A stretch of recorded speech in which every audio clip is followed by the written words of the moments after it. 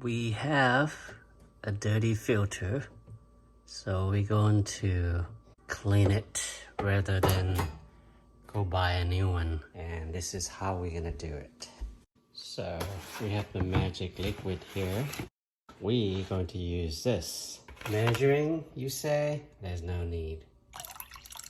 Just put it in there, and then you add soap. Kind of stir it up a little bit. Okay, we'll be back.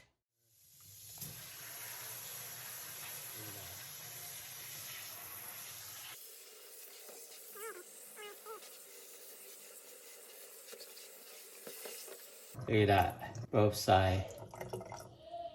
So it does work.